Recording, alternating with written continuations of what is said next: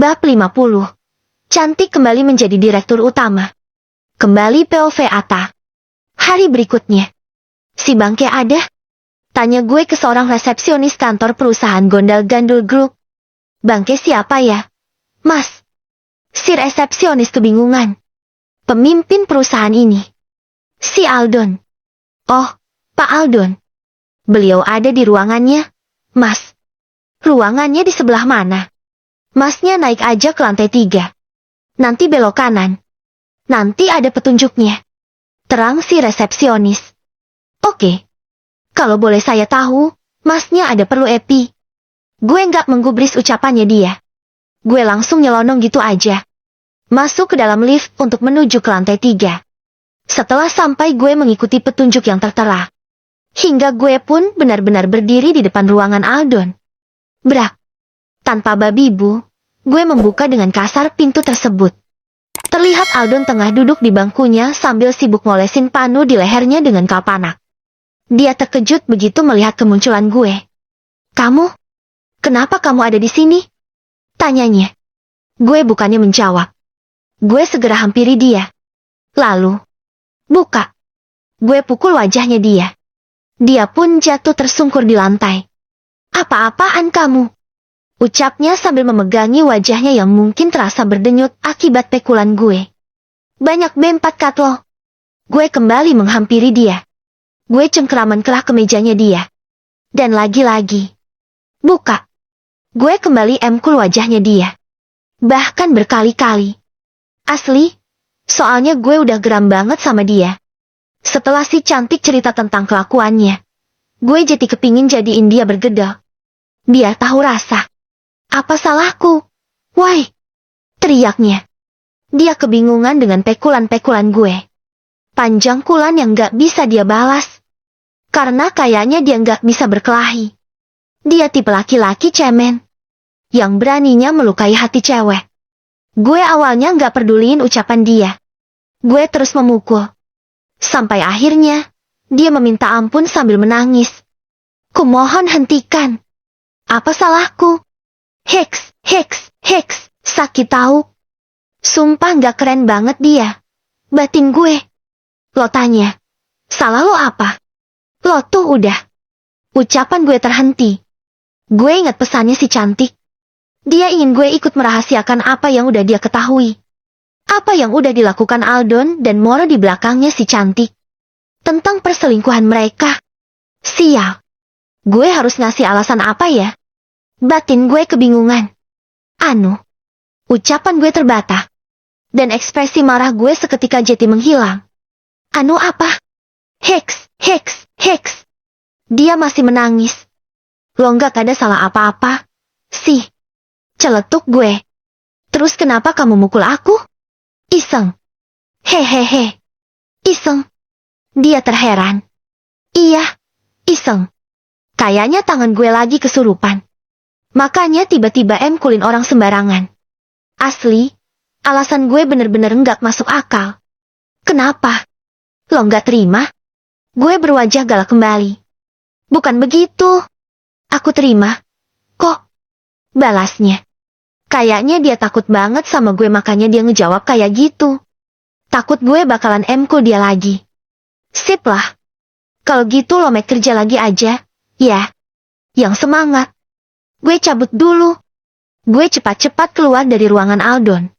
Gue nggak mau keburu dia manggil satpam perusahaan buat nangkep gue.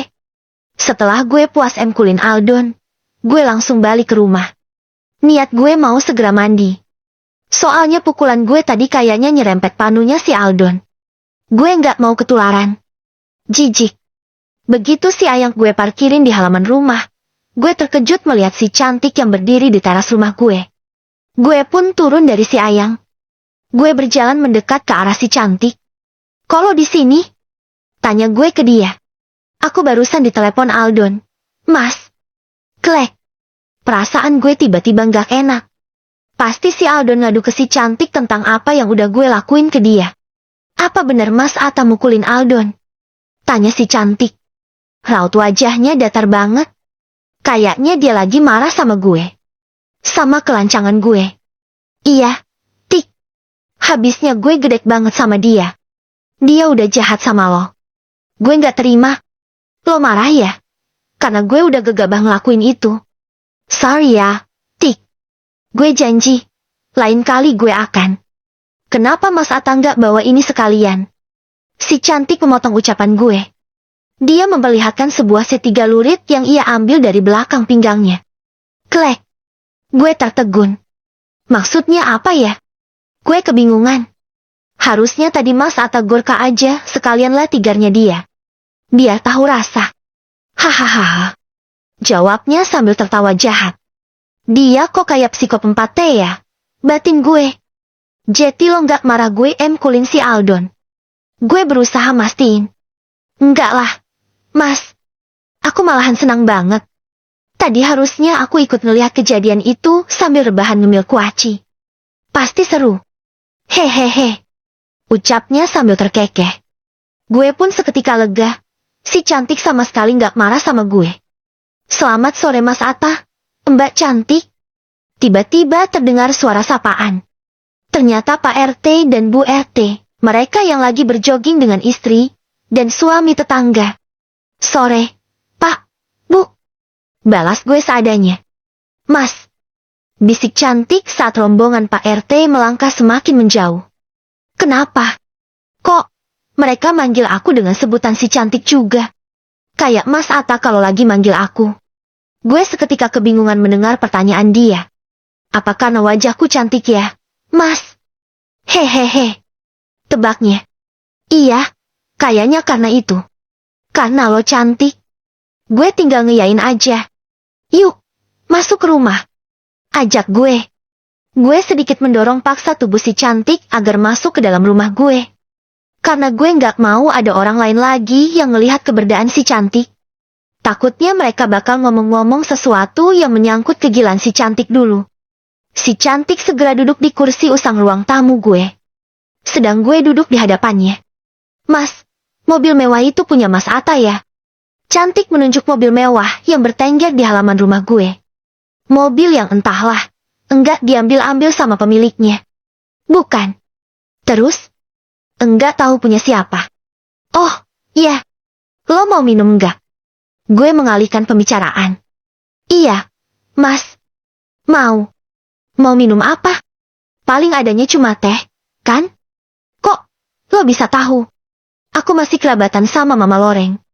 Jawab si cantik. Kayaknya dia jawab ngasal. Gue segera melenggang ke dapur. Membuatkan teh hangat aroma daun kecubung buat si cantik. Setelah selesai, gue membawa teh tersebut ke depan. Ke hadapan si cantik. Nih, diminum dulu. Ucap gue. Iya, Mas. Si cantik segera menyeruput teh buatan gue. Cantik. Panggil gue. Ya, Mas.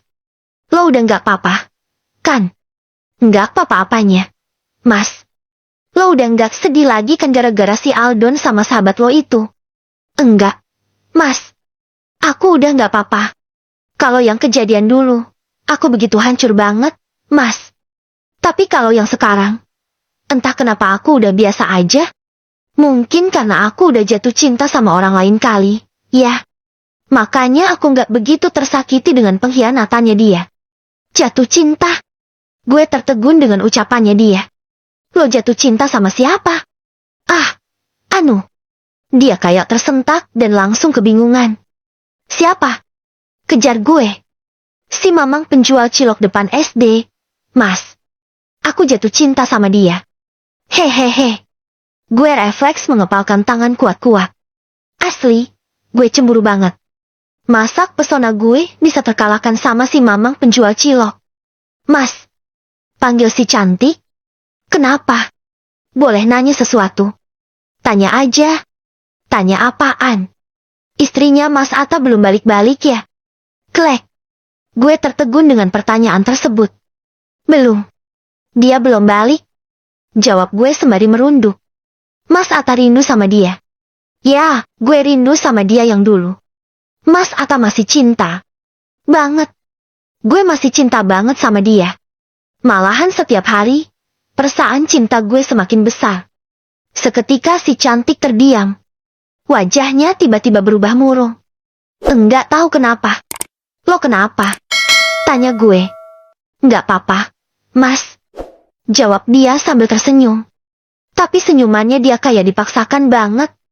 Oh ya, gue punya rambutan. Lo mau? Gue mengalihkan suasana. Iya, Mas. Aku mau. Dia langsung ceria kembali. Gue pun segera keluar rumah. Gue panjat tembok pembatas antara rumah gue dengan rumah tetangga. Setelah gue di halamannya tetangga, gue segera memanjat pohon buah rambutan milik tetangga. Gue segera mengambil beberapa. Lalu gue turun kembali. Gue balik ke hadapan si cantik lagi. Nih, buah rambutannya. Gue taruh buah tersebut di hadapannya si cantik. Kok, Mas Atta ngambil di pohonnya tetangga? Katanya Mas Atta lagi punya buah rambutan sendiri. Itu kan buah rambutan orang lain. Tanya si cantik. Ya ini buah rambutan gue. Itu kan pohon rambutnya tetangga. Mas Atta ngambilnya dari situ kan. Berarti ini buah rambutan milik tetangga. Bukan milik Mas Atta. Gumam si cantik. Heh, lo tahu kan? Kalau manusia di bumi ini adalah keturunan Edem. Tetangga gue keturunan Edem. Gue pun juga keturunan Edem. Berarti kan kita saudaraan. Berarti kalau saudaraan, apapun punya dia, adalah punya gue juga. Oh, gitu ya, Mas? Iya. Kayaknya si cantik udah paham dengan penjelasan gue. Dimakan Gi rambutannya. Titah gue. Iya, Mas. Ia memetik satu rambutan. Lalu dia berusaha mengupas kulitnya. Tetapi kemudian gue tertegun. Dia ngupasnya aneh banget, guys. Masak dia mencabuti satu persatu bulu rambutannya. Asli, kayaknya dia 11-12 sama artis berinisial nama depannya Nia, belakangnya Ramadhani. Kalau tuh artis nggak bisa ngupas salak. Tapi kalau si cantik nggak bisa ngupas rambutan. Ngupasnya nggak gitu, dodol. Umpat gue. Terus gimana, Mas? Sini, gue kupasin. Gue merebut buah rambutan yang semula ada di tangan si cantik. Gue segera mengupasnya. Setelah selesai, gue arahin buat rambutan tersebut ke bibir dia. Dia mangap, dia hampir melahapnya. Tetapi gue malah gantian ngarahin buah rambutan ke bibir gue sendiri. Gue melahapnya gitu aja. Kok, malah dimakan sendiri? Rutuk si cantik. Gue pun tertawa cekikikan. Menyebalkan. Rutuknya lagi.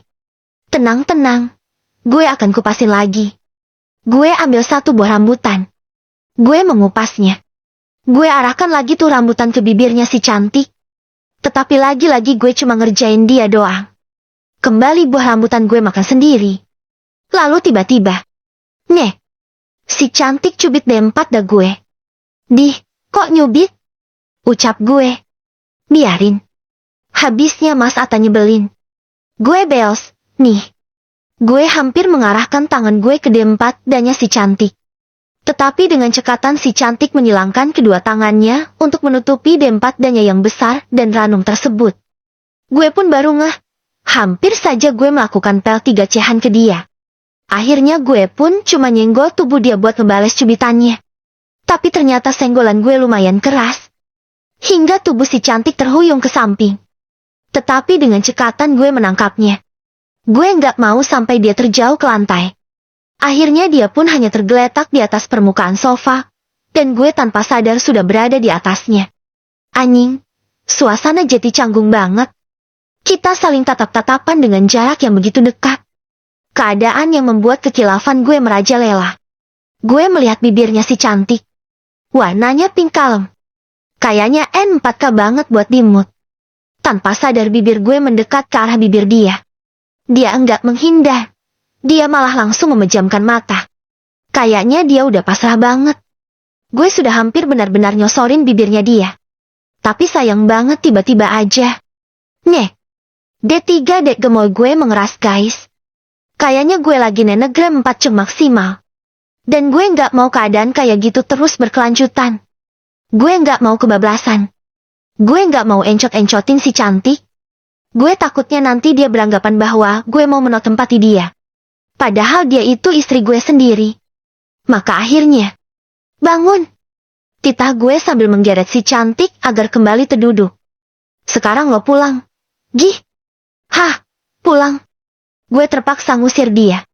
Karena gue nggak mau jika terus-terusan ngelihat dia. Kesempatan gue nggak bisa hilang. Gue geret tubuhnya si cantik. Gue bawa dia buat keluar dari rumah gue. Lalu gue ajak dia buat menghampiri mobilnya dia. Masuk ke mobil lo. Udah, sono pergi. Si cantik kebingungan dengan sikap gue. Tetapi akhirnya dia patuh. Dia segera masuk ke mobilnya. Lalu dia segera pergi meninggalkan halaman rumah gue. Setelah gue seorang diri, gue cepet-cepet masuk ke rumah. Gue kunci pintu rapat-rapat. Gue melenggang ke dalam. Langkah gue langsung menuju ke arah kamar mandi. Gue segera masuk ke ruangan lembab tersebut. Setelah itu, gue hampiri kaca yang tertempel di dinding kamar mandi. Gue mengambilnya. Hingga gambar yang tertempel di belakangnya kini terlihat di hadapan gue. Gambar sosok si cantik yang begitu cantik. Sosok yang dapat membantu menuntaskan kepeningan gue semenjak si cantik ngelupain gue. Slok, sluk, slok. Suara perpaduan antara D3 dek gemoy gue dengan sabun begitu nyaring terdengar. Sambil gue yang terus ngebayangin si cantik. POV Author. Hari berikutnya. Tap, tap, tap. Nadine berjalan penuh dengan rasa percaya diri memasuki gedung perusahaan milik sang ayah. Penampilannya begitu cantik. Dengan mengenakan baju kantor yang modis dan elegan. Semua melihat ke arahnya. Dan semua terkejut melihat keberadaannya. Orang yang disangka telah meninggal dunia. Kini muncul begitu saja. Nadine sama sekali tak memperdulikan orang-orang tersebut. Ia terus melangkah. Kini, ia masuk ke dalam lift untuk menuju ke lantai 3. Hanya beberapa detik, lift pun sampai. Ia langsung keluar dari ruangan kecil tersebut. Ia kembali berjalan. Langkahnya tertuju ke ruangan Aldon. Ruangan yang dulu adalah miliknya. Bah! Nadine membuka ruangan tersebut. Aldon yang tengah garuk-garuk panunya langsung terkejut melihat kedatangan Nadine. Sayang, kamu di sini? Ucapnya. Mukanya menjawab. Nadine segera berjalan mendekat. Ia raih papan dengan ukiran nama Aldon beserta jabatannya yang tergeletak di atas meja. Lalu ia membuangnya begitu saja ke dalam tempat sampah. Minggir kamu. Ini adalah ruanganku. Aku akan kembali menjabat sebagai direktur utama di perusahaan ini. Ucap Nadine. Aldon pun begitu terkejut.